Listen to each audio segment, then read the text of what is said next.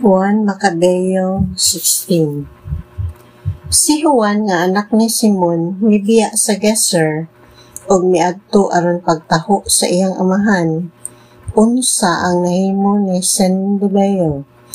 Miingon si Simon kang Juan o kang Judas ang iyang duha ka kinamagulangan nga mga anak.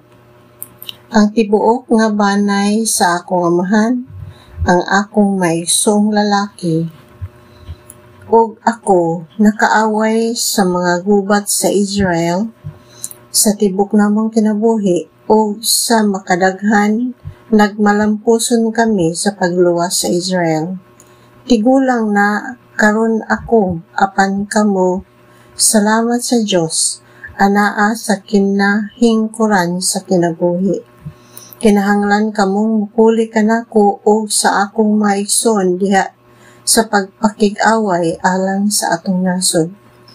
Ug hinaot unta nga ang Dios mismo mag-uban kaninyo.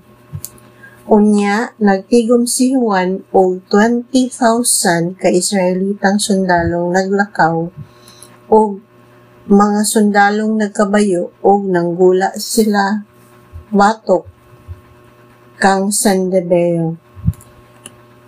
Nagpaggabii sila didto sa Modin ug unya sayo sa pagkabuntag miirog sila ngadto sa patag.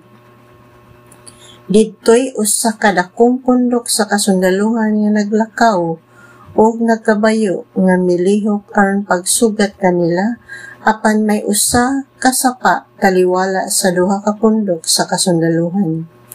Si Juan ug ang iyang kasundaluhan mipahimutang sa ilang kaugalingong atbang sa mga kaaway, apan sa pagkakita ni Juan nga ang iyang mga sundalo nangahadlok sa pagtabok sa suba, mitabok siya pag-una kanila ug ang iyang mga tao nakakita kaniya ug misunod sila. Gibahin ni Juan ang iyang kasundaluhan ug gibutang ang iyang mga sakop nga nagkabayo taliwala sa mga naglakaw tungod kay dako ang gidaghanon sa mga nagkabayo sa kaaway. Mitingog ang mga trompeta sa pag-atake o si Zebedeo ug ang iyang kasundaluhan napildi og daghan kanila ang napatay. Ang nanghibilin nanagan balik sa ilang mga kota sa Kidron. Si Judas nasamaran sa gubat, apan ang iyang gisuon nga si Juan mipadayon sa pagukod sa kaaway hangtod sa Kidron nga gibag-o pagtukod ni Zebedeo. Ang miikyas nga mga sundalo nanagan ngadto sa mga bantayan didto sa mga patag sa Asdod o gisunod ni Juan ang syudad. Niadtong adlaw 2,000 ka sundalong kaaway ang napatay ug si Juan balik nga walay kabilinggan ngadto sa Judea. Si Simon ang pangulong pari mitudlo kang Ptolomeo nga anak ni Abubo nga magmamando sa patag sa Jericho. Si Ptolomeo dato kaayo tungod kay bayaw man siya ni Simon. Apan ambisyoso ra siya kaayo ug buot siya nga mopuli sa pagmando sa nasod. Busa naghimo siya og usa ka laraw sa pagpatay kang Simon o sa iyang mga anak nga lalaki.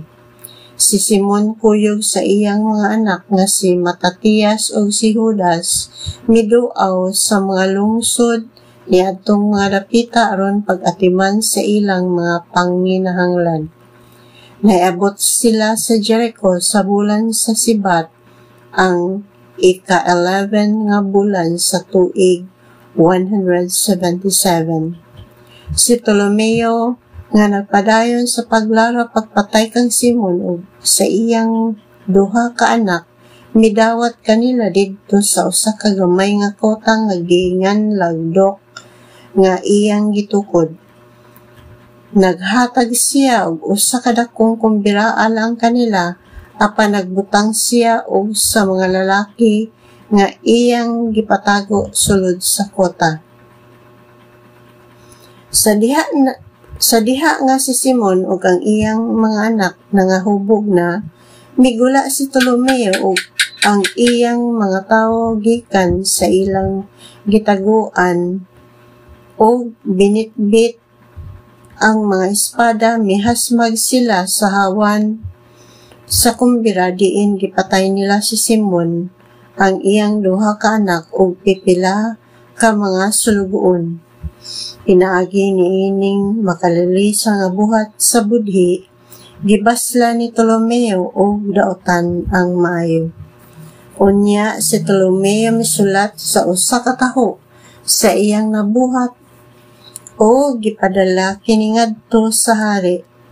Didto sa sulat naghangyo siya nga ipadala ang mga tropa aron pagtabang kaniya ug nga ang nasod ug ang mga syudad itahan ngadto kaniya. Naghimo siya og usa ka sulat ngadto sa mga opisyal sa kasundaluhan nga nagdapit kanila sa pagtipon kaniya ug gisaaran sila og mga plata, bulawan o mga gasa. Unya, nagpadala siya og pipila sa iyang mga tawo ngadto sa Geser aron pagpatay kang Juan o sa uban aron pagpanag-iya sa Jerusalem o sa bungtod sa templo. Apan may usa ka tawo nga midagan ngadto sa Geser nga nag-una sa mga tawo ni Ptolomeo ug mitaho kang Juan nga ang iyang amahan ug ang iyang mga igsoong gipatay ug nga si Ptolomeo nagpadala sa iyang mga sundalo aron pagpatay kaniya. Nalisang si Juan niining balita apan tungod kay gipasidad-an man siya pag-una, nakahimo siya pagdakop o pagpatay sa mga tawo nga gipadala aron pagpatay kaniya. Karon ang ubang nahimo ni Juan gikan sa panahon nga pimipuli siya sa iyang amahan, ang iyang mga gubat, ang iyang buhat sa kaisog, ang iyang pagtukod pag-usab sa mga palil ug ang iyang uban nga mga nahimo, ang tanan gisulat diha sa mga kasaysayan sa iyang pagmando, ingon nga Pangulong Pari.